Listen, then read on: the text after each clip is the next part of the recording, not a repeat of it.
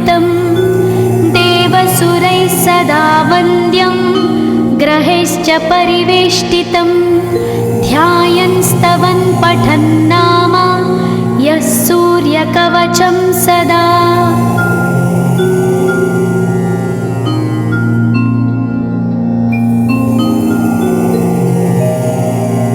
कवचं गृणिः पातु शिरोदेशं सूर्यः पालं च पातु मे आदित्यो लोचने पातु श्रुतिपातः प्रभाकरः घ्राणं पातु सदा भानो अर्क पातु तथा।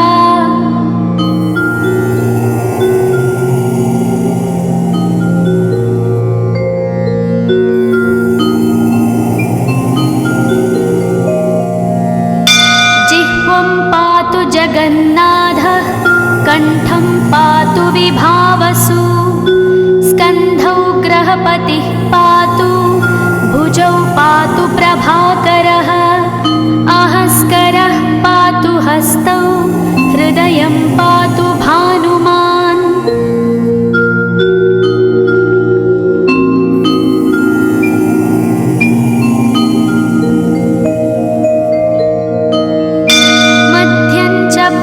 सप्ताश्वो नाभिं पातु नभोमणिः द्वादशात्मा कटिं पातु सविता पातु सक्तिनी ऊरू पातु सुरश्रेष्ठो जानुनी पातु भास्करः जङ्घे पातु च मार्ताण्डो गुल्फौ पातु त्विषाम्पतिः।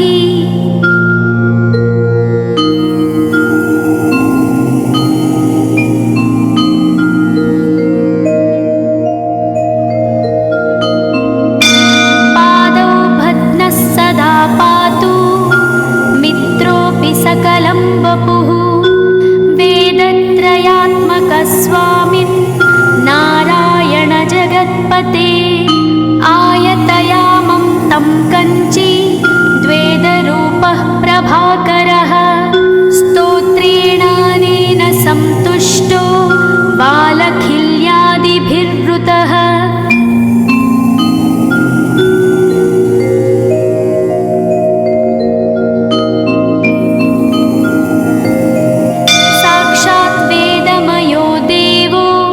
रथारूढः समागतः तं दृष्ट्या सहस्तोत्थाय दण्डवत् प्रणमन् भुवि कृताञ्जलिपुटो भूत्वा सूर्यस्याग्रे स्तुवत्तदा वेदमूर्तिः महाभागो ज्ञानदृष्टिर्विचार्य च ब्रह्मणा स्थापितं पूर्वं यथा यमाविवर्जितम्।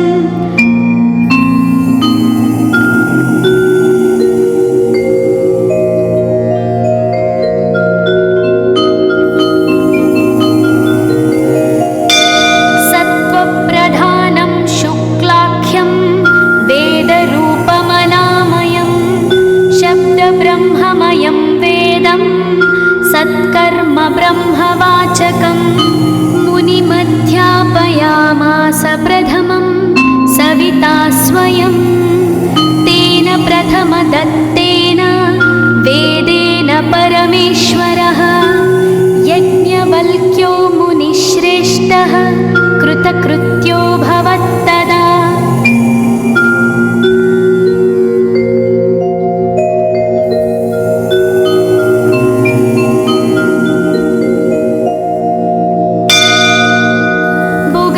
सकलान् वेदान् ज्ञातवान् सूर्यसन्निधौ इदं स्तोत्रं महापुण्यं पवित्रं पापनाशनं यः पठेच्छृणुयाद्वापि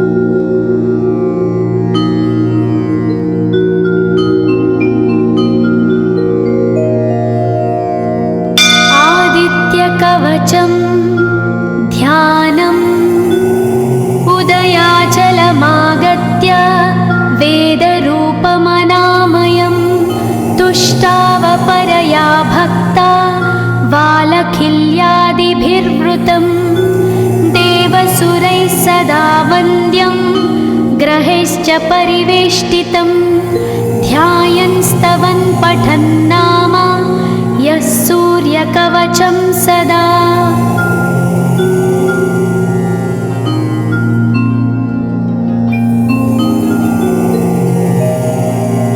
कवचं गृणिः पातु शिरोदेशं सूर्यः पालं च पातु मे आदित्यो लोचने पातु श्रुतिपातः प्रभाकरः घ्राणं पातु सदा भानो अर्क पातु तथा।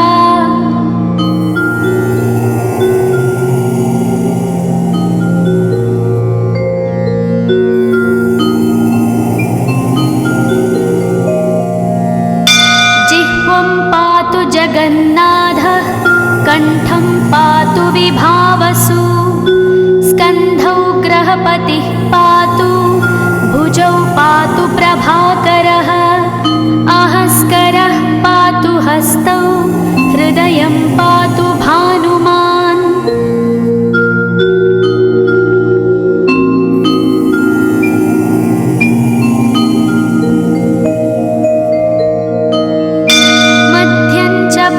सप्ताश्वो नाभिं पातु नभोमणिः द्वादशात्मा कटिं पातु सविता पातु सक्तिनी ऊरू पातु सुरश्रेष्ठो जानुनी पातु भास्करः जङ्घे पातु च मार्ताण्डो गुल्फौ पातु त्विषाम्पतिः।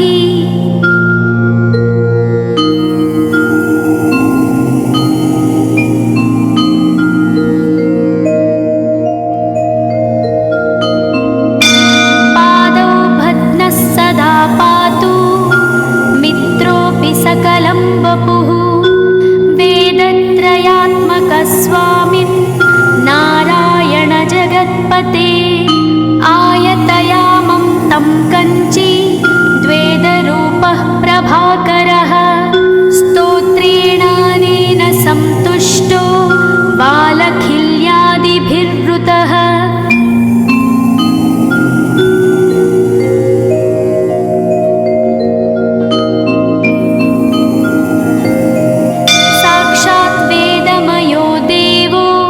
रथारूढः समागतः तं दृष्ट्या सहस्तोत्थाय दण्डवत् प्रणमन् भुवि कृताञ्जलिपुटो भूत्वा सूर्यस्याग्रे स्तुवत्तदा वेदमूर्तिः महाभागो ज्ञानदृष्टिर्विचार्य च ब्रह्मणा स्थापितं पूर्वं यथा यमाविवर्जितम्।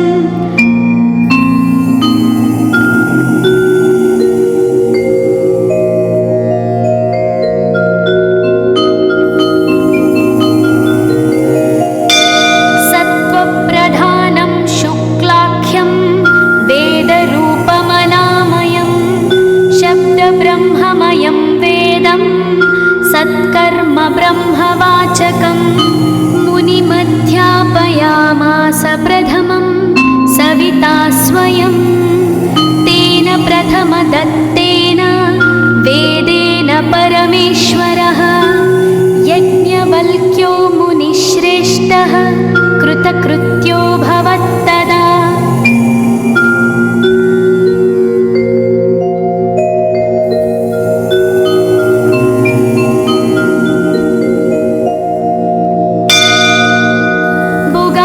सकलान् वेदान् ज्ञातवान् सूर्यसन्निधौ इदं स्तोत्रं महापुण्यं पवित्रं पापनाशनं यः पठेच्छृणुयाद्वापि सर्वपापैः प्रमुच्यते वेदार्थज्ञानसम्पन्नः सूर्यलोकमवाप्नुयात्।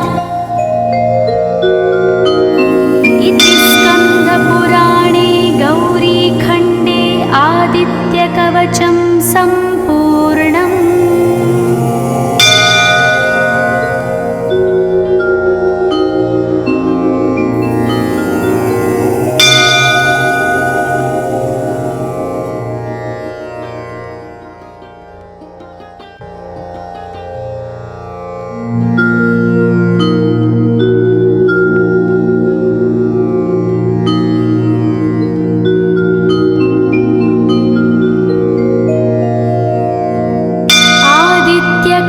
कवचं ध्यानम् उदयाचलमागत्य वेदरूपमनामयं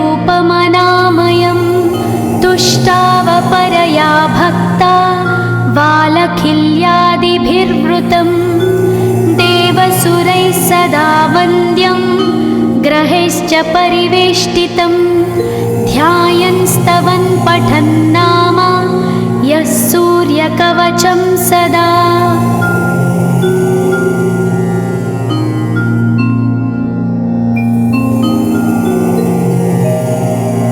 कवचं गृणिः पातु शिरोदेशं सूर्यः पालं च पातु मे आदित्यो लोचने पातु श्रुतिपातः प्रभाकरः घ्राणं पातु सदा भानु अर्क पातु तथा।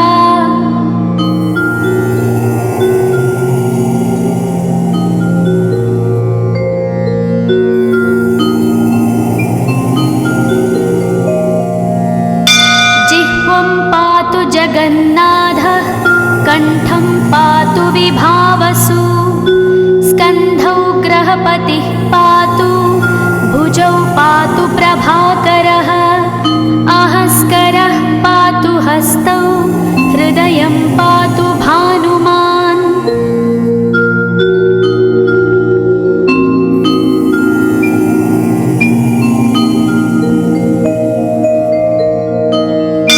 मध्यं च पातु सप्ताश्वो नाभिं पातु नभोमणिः द्वादशात्मा कटिं पातु सविता पातु सक्तिनी ऊरू पातु सुरश्रेष्ठो जानुनी पातु भास्करः जङ्घे पातु च मार्ताण्डो गुल्फौ पातु त्विषाम्पतिः।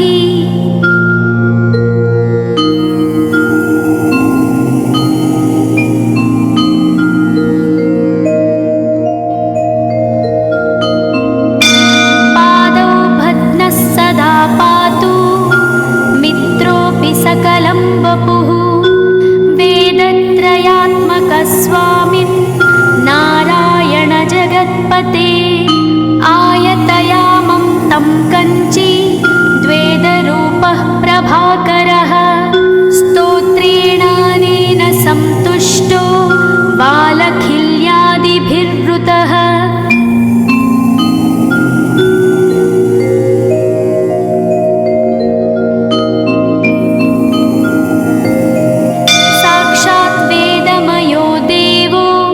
रथारूढः समागतः तं दृष्ट्या सहस्तोत्थाय दण्डवत् प्रणमन् भुवि कृताञ्जलिपुटो भूत्वा सूर्यस्याग्रे स्तुवत्तदा वेदमूर्तिः महाभागो ज्ञानदृष्टिर्विचार्य च ब्रह्मणा स्थापितं पूर्वं यथा यमाविवर्जितम्।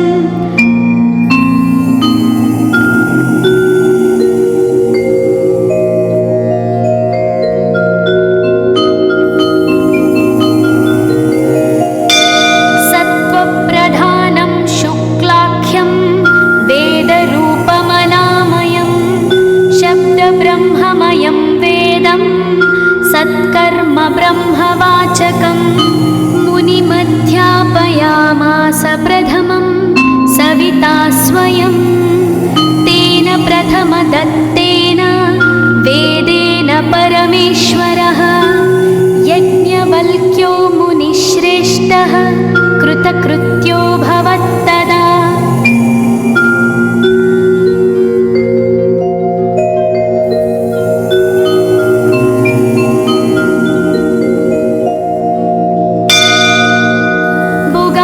सकलान् वेदान् ज्ञातवान् सूर्यसन्निधौ इदं स्तोत्रं महापुण्यं पवित्रं पापनाशनं यः पठे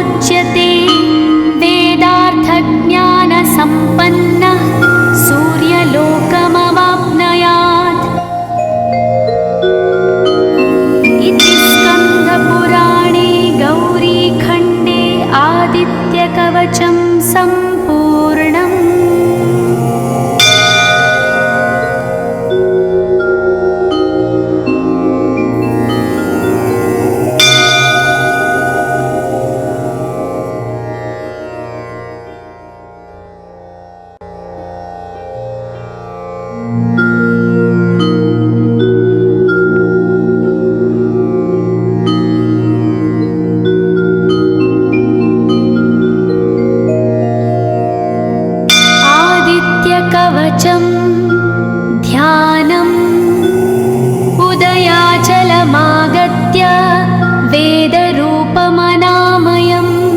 तुष्टावपरया भक्ता वालखिल्यादिभिर्वृतं देवसुरैः सदा वन्द्यं ग्रहैश्च परिवेष्टितं ध्यायन् स्तवन् पठन् नाम यः सूर्यकवचं सदा।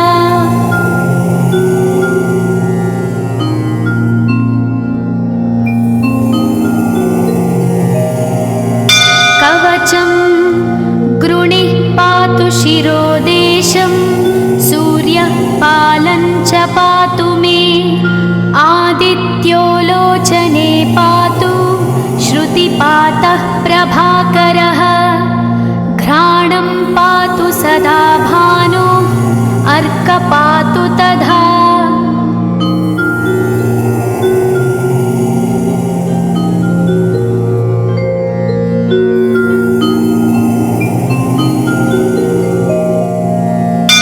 जिह्वं पातु जगन्नाथः कण्ठं पातु विभावसु स्कन्धौ ग्रहपतिः पातु भुजौ पातु प्रभाकरः अहस्करः पातु हस्तौ हृदयं पातु भानुमान्।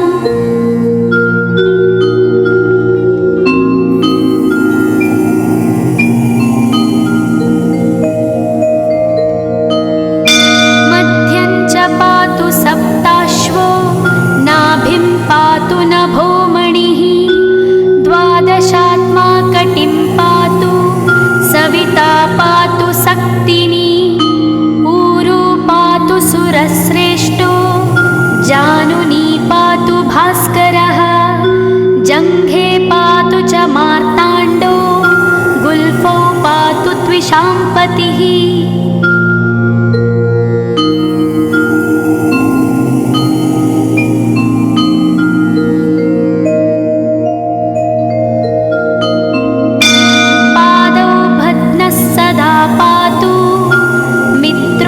सकलं वपुः वेदत्रयात्मकस्वामिन् नारायण जगत्पते आयतयामं तं कञ्ची द्वेदरूपः प्रभाकरः स्तोत्रेणानेन सन्तुष्टो वालखिल्यादिभिर्वृतः।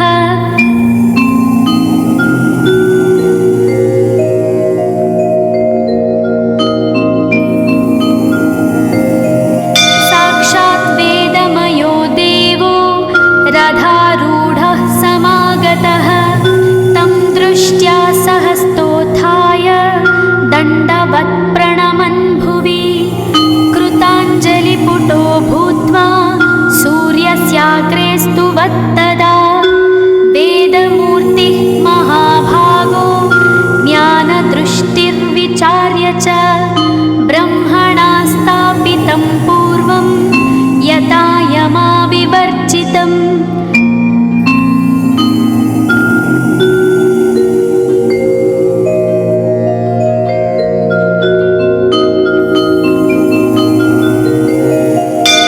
सत्त्वप्रधानं शुक्लाख्यं वेदरूपमनामयं शब्दब्रह्ममयं वेदं सत्कर्म ब्रह्मवाचकं मुनिमध्यापयामास प्रथमं सविता स्वयं तेन प्रथमदत्तेन वेदेन परमेश्वरः यज्ञवल्क्यो मुनिश्रेष्ठः कृतकृत्यो भवत्तदा।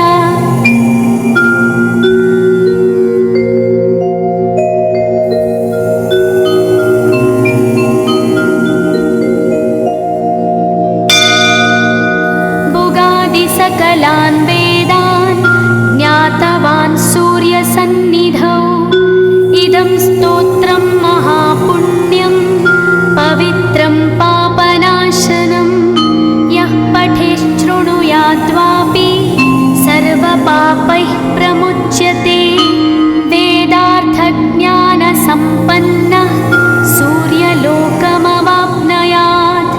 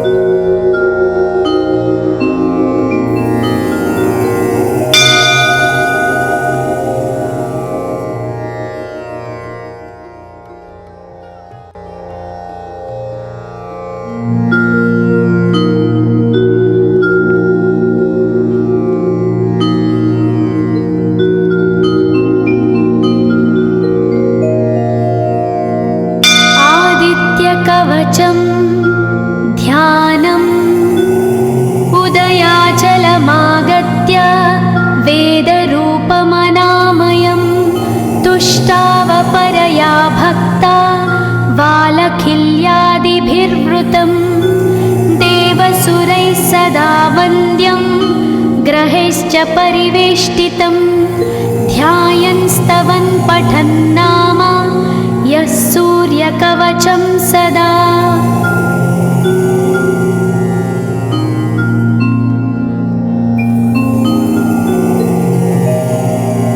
कवचं गृणिः पातु शिरोदेशं सूर्यः पालं च पातु मे आदित्यो लोचने पातु श्रुतिपातः प्रभाकरः घ्राणं पातु सदा भानो अर्क पातु तथा।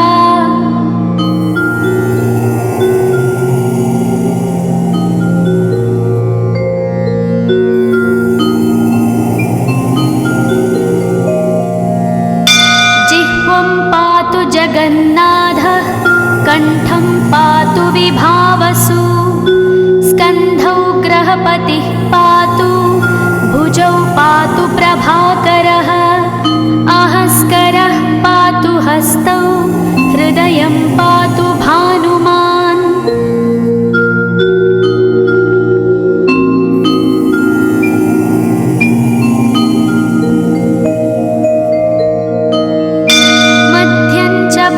सप्ताश्वो नाभिं पातु नभोमणिः द्वादशात्मा कटिं पातु सविता पातु सक्तिनी ऊरू पातु सुरश्रेष्ठो जानुनी पातु भास्करः जङ्घे पातु च मार्ताण्डो गुल्फौ पातु त्विषाम्पतिः।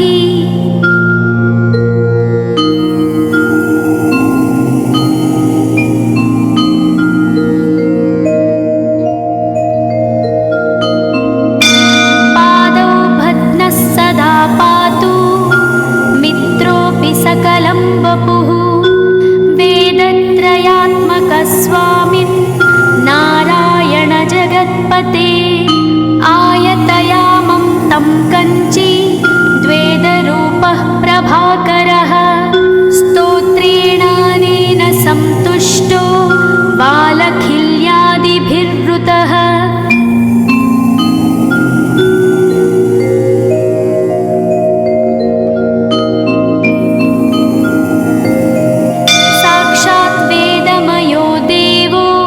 रथारूढः समागतः तं दृष्ट्या सहस्तोत्थाय दण्डवत् प्रणमन् भुवि कृताञ्जलिपुटो भूत्वा सूर्यस्याग्रे स्तुवत्तदा वेदमूर्तिः महाभागो ज्ञानदृष्टिर्विचार्य च ब्रह्मणा स्थापितं पूर्वं यथा यमाविवर्जितम्।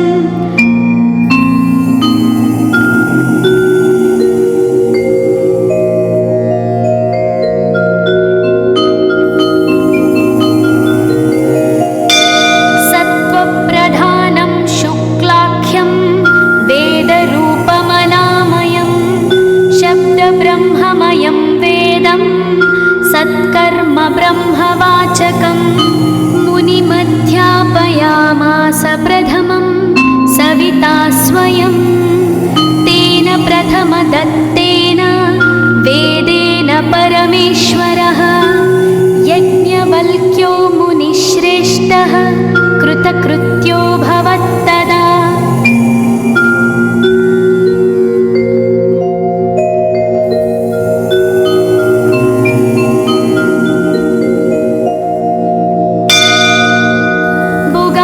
सकलान् वेदान् ज्ञातवान् सूर्यसन्निधौ इदं स्तोत्रं महापुण्यं पवित्रं पापनाशनं यः पठेच्छृणुयाद्वापि सर्वपापैः प्रमुच्यते वेदार्थज्ञानसम्पन्नः सूर्यलोकमवाप्नुयात्।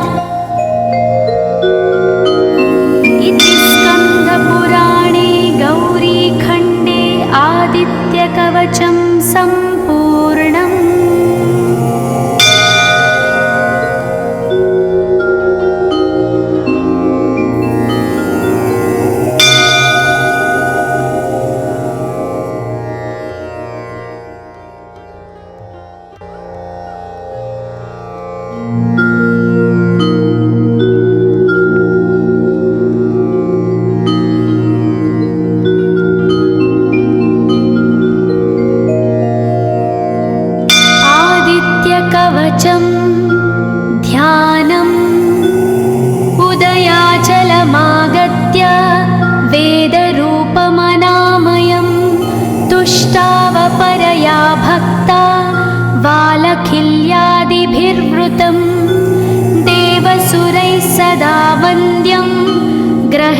परिवेष्टितं ध्यायन् स्तवन् पठन् नाम यः सूर्यकवचं सदा।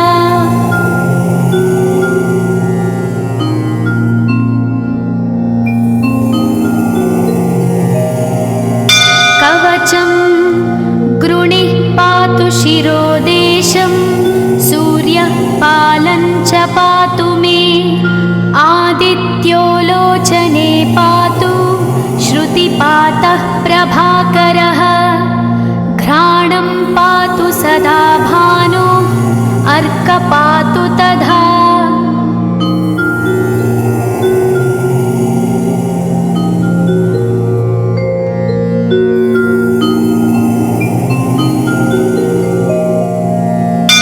जिह्वं पातु जगन्नाथः कण्ठं पातु विभावसु स्कन्धौ ग्रहपतिः पातु भुजौ पातु प्रभाकरः अहस्करः पातु हस्तौ हृदयं पातु भानुमान्।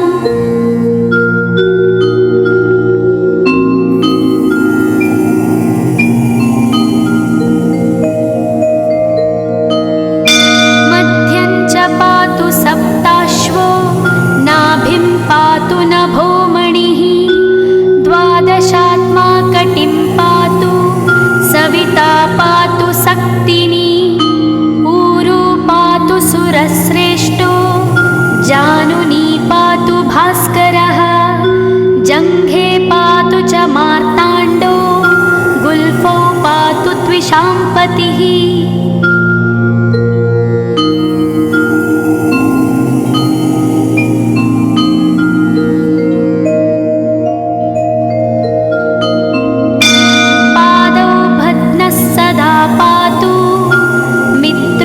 सकलं वपुः वेदत्रयात्मकस्वामिन् नारायण जगत्पते आयतयामं तं कञ्ची द्वेदरूपः प्रभाकरः स्तोत्रेणानेन संतुष्टो बालखिल्यादिभिर्वृतः।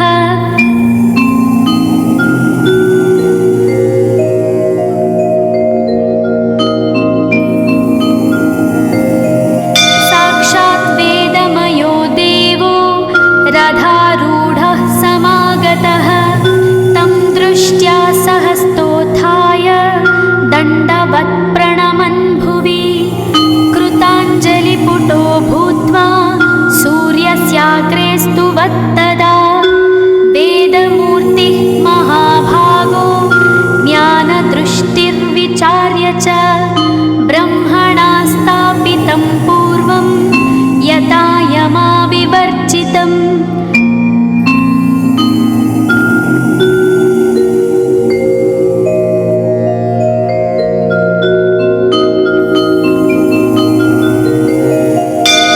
सत्त्वप्रधानं शुक्लाख्यं वेदरूपमनामयं शब्दब्रह्ममयं वेदं सत्कर्म ब्रह्मवाचकं मुनिमध्यापयामास प्रथमं सविता स्वयं तेन प्रथमदत्तेन वेदेन परमेश्वरः यज्ञवल्क्यो मुनिश्रेष्ठः कृतकृत्यो भवत्तदा।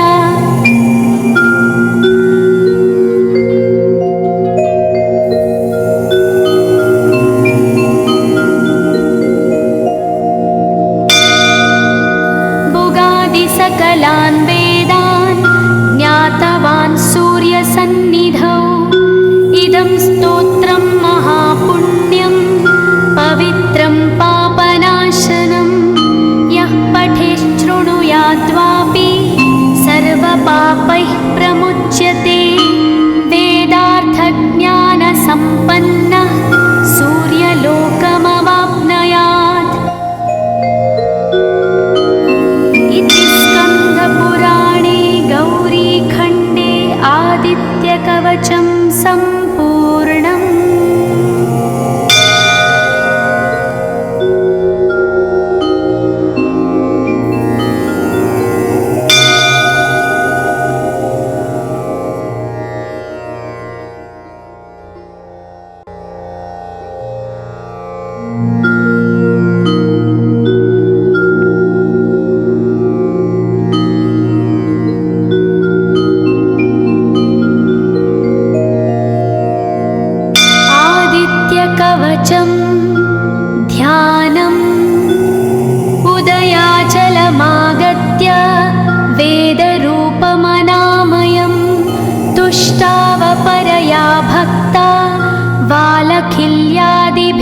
विवृतं देवसुरैः सदा वन्द्यं ग्रहैश्च परिवेष्टितं ध्यायन् स्तवन् पठन् नाम यः सूर्यकवचं सदा।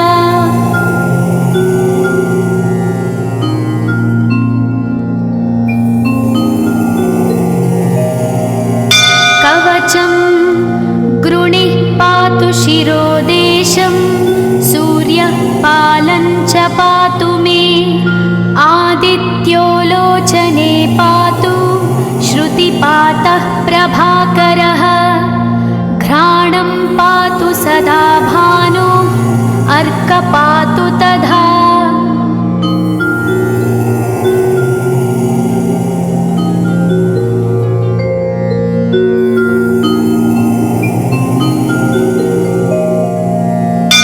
जिह्वं पातु जगन्नाथः कण्ठं पातु विभावसु स्कन्धौ ग्रहपतिः पातु भुजौ पातु प्रभाकरः अहस्करः पातु हस्तौ हृदयं पातु भानुमान्।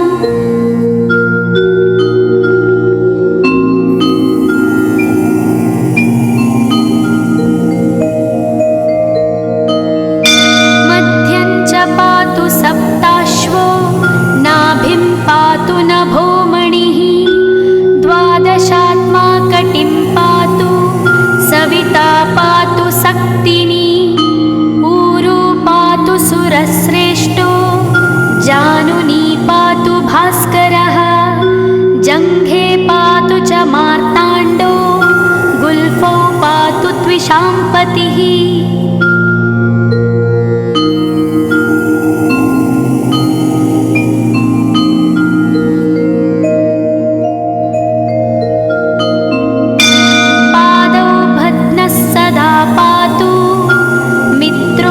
सकलं वपुः वेदत्रयात्मकस्वामिन् नारायण जगत्पते आयतयामं तं कञ्ची द्वेदरूपः प्रभाकरः स्तोत्रेणानेन सन्तुष्टो बालखिल्यादिभिर्वृतः।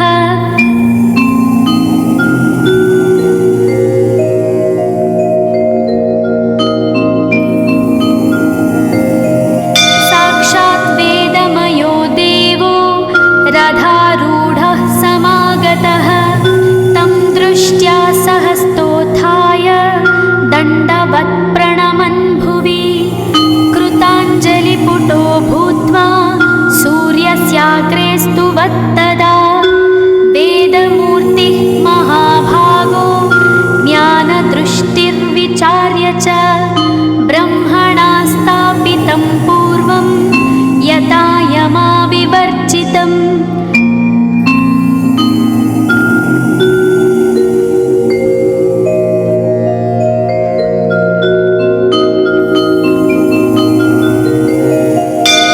सत्त्वप्रधानं शुक्लाख्यं वेदरूपमनामयं शब्दब्रह्ममयं वेदं सत्कर्म ब्रह्मवाचकम् मुनिमध्यापयामास प्रथमं सविता स्वयं तेन प्रथमदत्तेन वेदेन परमेश्वरः यज्ञवल्क्यो मुनिश्रेष्ठः कृतकृत्यो भवत्तदा।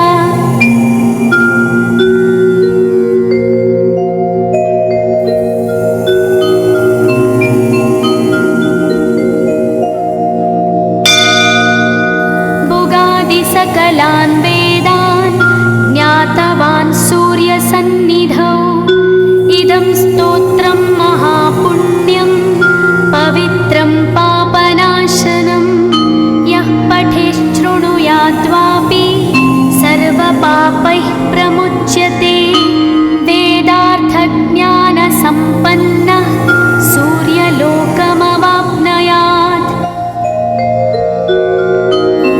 इति स्कन्दपुराणे गौरीखण्डे आदित्यकवचं सम्पूर्णम्।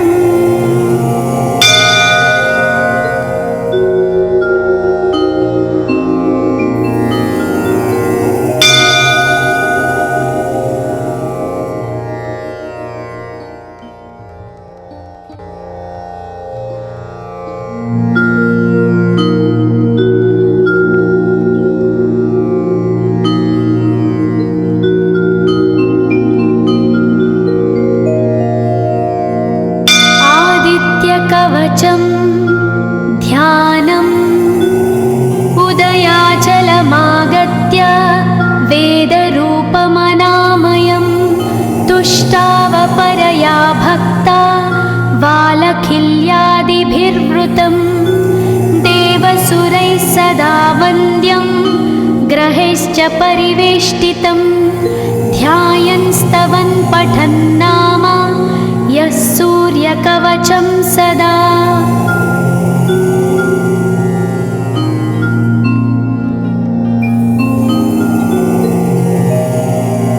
कवचं गृणिः पातु शिरोदेशं सूर्यः पालं च पातु मे आदित्यो लोचने पातु श्रुतिपातः प्रभाकरः घ्राणं पातु सदा भानो अर्कपातु तथा।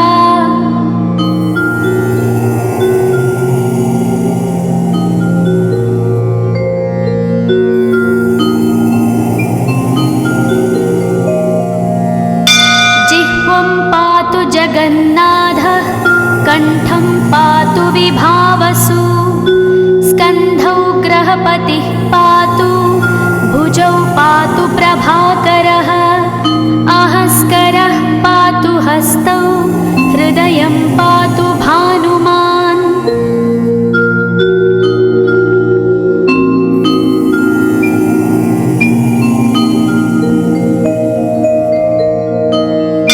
मध्यं च पातु सप्ताश्वो नाभिं पातु नभोमणिः द्वादशात्मा कटिं पातु सविता पातु सक्तिनी ऊरू पातु सुरश्रेष्ठो जानुनी पातु भास्करः जङ्घे पातु च मार्ताण्डो गुल्फौ पातु त्विषाम्पतिः।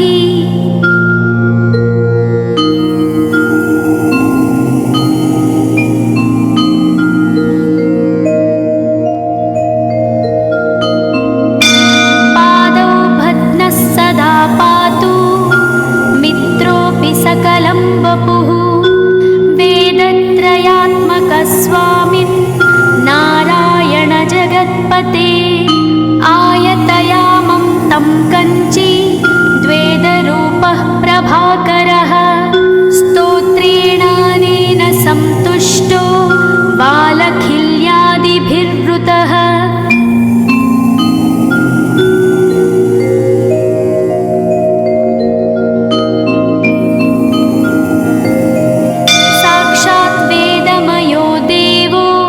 रथारूढः समागतः तं दृष्ट्या सहस्तोत्थाय दण्डवत् प्रणमन् भुवि कृताञ्जलिपुटो भूत्वा सूर्यस्याग्रे स्तुवत्तदा वेदमूर्तिः महाभागो ज्ञानदृष्टिर्विचार्य च ब्रह्मणा स्थापितं पूर्वं यथा यमाविवर्जितम्।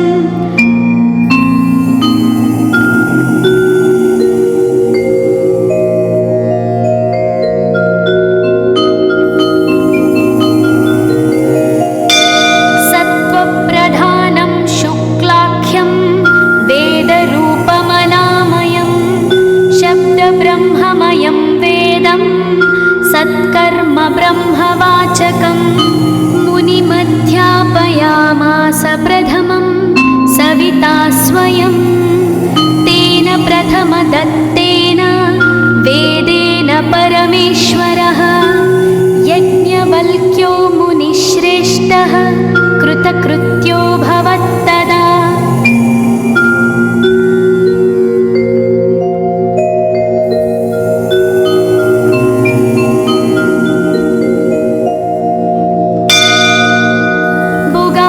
सकलान् वेदान् ज्ञातवान् सूर्यसन्निधौ इदं स्तोत्रं महापुण्यं पवित्रं पापनाशनं यः पठेच्छृणुयात्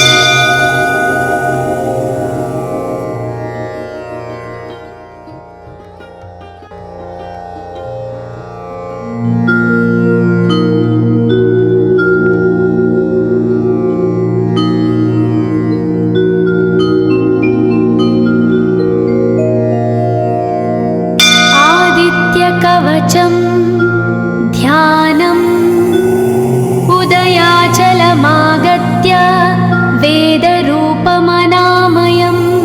तुष्टावपरया भक्ता वालखिल्यादिभिर्वृतं देवसुरैः सदा वन्द्यं ग्रहैश्च परिवेष्टितं ध्यायन् स्तवन् पठन् नाम यः सूर्यकवचं सदा।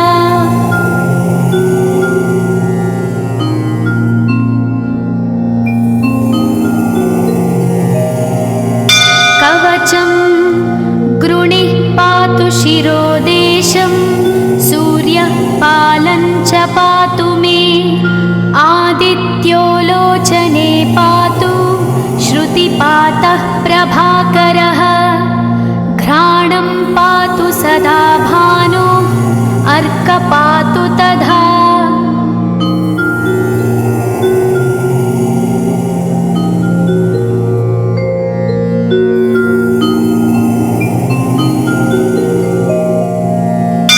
जिह्वं पातु जगन्नाथः कण्ठं पातु विभावसु स्कन्धौ ग्रहपतिः पातु भुजौ पातु प्रभाकरः अहस्करः पातु हस्तौ हृदयं पातु भानुमान्।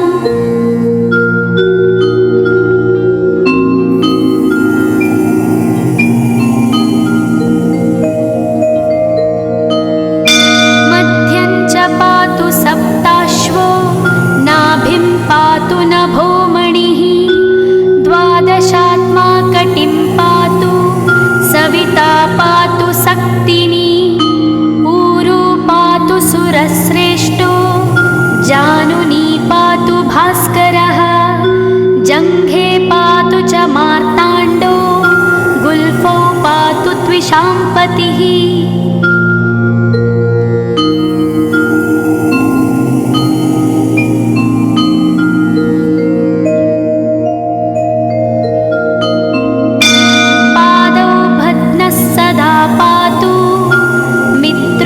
सकलं वपुः वेदत्रयात्मकस्वामिन् नारायण जगत्पते आयतयामं तं कञ्ची द्वेदरूपः प्रभाकरः स्तोत्रेणानेन सन्तुष्टो वालखिल्यादिभिर्वृतः।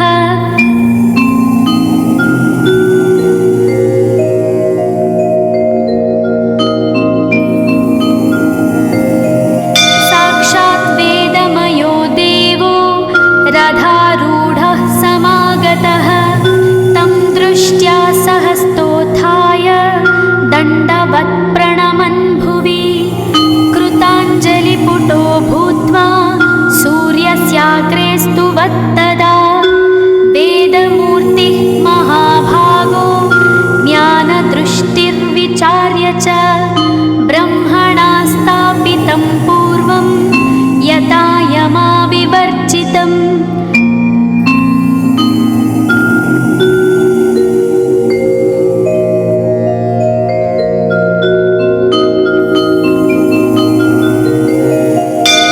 सत्त्वप्रधानं शुक्लाख्यं वेदरूपमनामयं शब्दब्रह्ममयं वेदं सत्कर्म ब्रह्मवाचकं मुनिमध्यापयामास प्रथमं सविता स्वयं तेन प्रथमदत्तेन वेदेन परमेश्वरः यज्ञवल्क्यो मुनिश्रेष्ठः कृतकृत्यो भवत्तदा।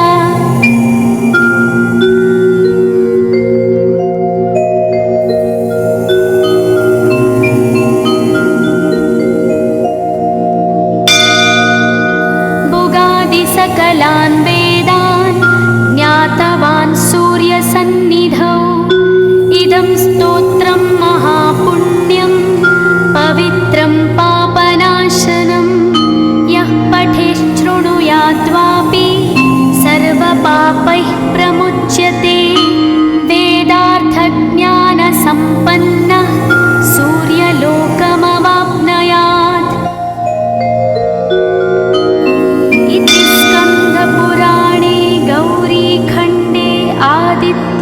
कवचं सम्पूर्णम्।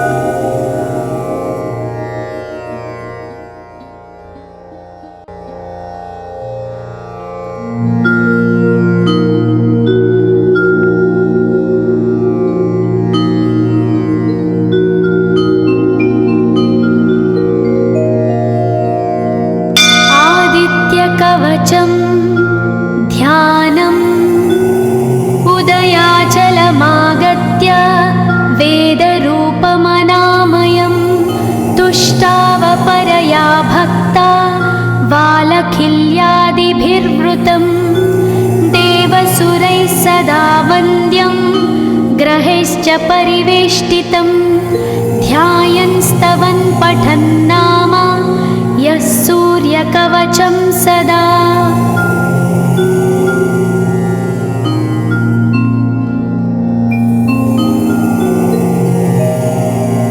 कवचं गृणिः पातु शिरोदेशं सूर्यः पालं च पातु मे आदित्यो लोचने पातु श्रुतिपातः प्रभाकरः घ्राणं पातु सदा भानो अर्क पातु तथा।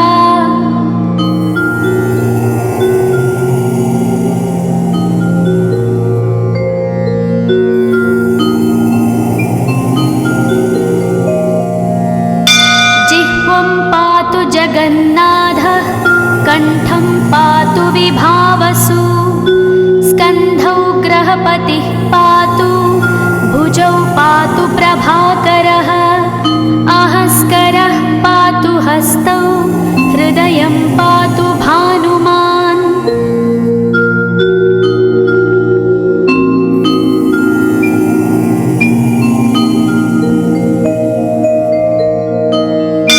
मध्यं च पातु सप्ताश्वो नाभिं पातु नभोमणिः द्वादशात्मा कटिं पातु सविता पातु सक्तिनी ऊरू पातु सुरश्रेष्ठो जानुनी पातु भास्करः जङ्घे पातु च मार्ताण्डो गुल्फौ पातु त्विषाम्पतिः।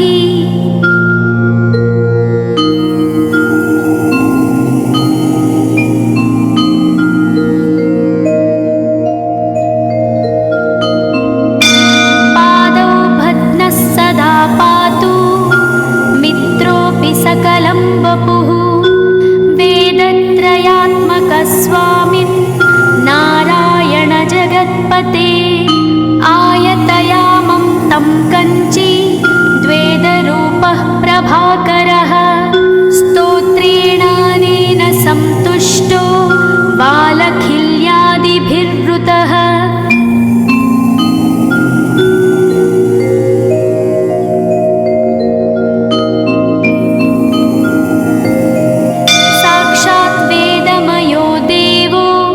रथारूढः समागतः तं दृष्ट्या सहस्तोत्थाय दण्डवत् प्रणमन् भुवि कृताञ्जलिपुटो भूत्वा सूर्यस्याग्रे स्तुवत्तदा वेदमूर्तिः महाभागो ज्ञानदृष्टिर्विचार्य च ब्रह्मणा स्थापितं पूर्वं यथा यमाविवर्जितम्।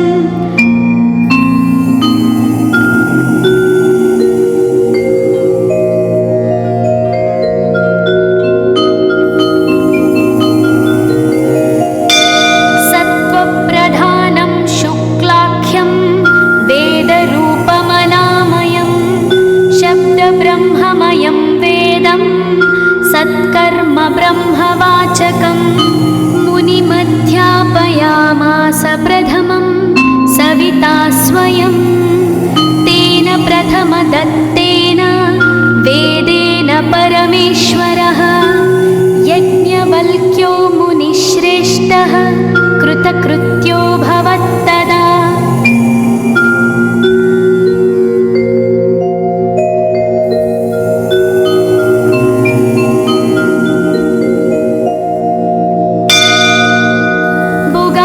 सकलान् वेदान् ज्ञातवान् सूर्यसन्निधौ। इदं स्तोत्रं महापुण्यं पवित्रं पापनाशनं यः पठेच्छृणुयाद्वापि सर्वपापैः प्रमुच्यते।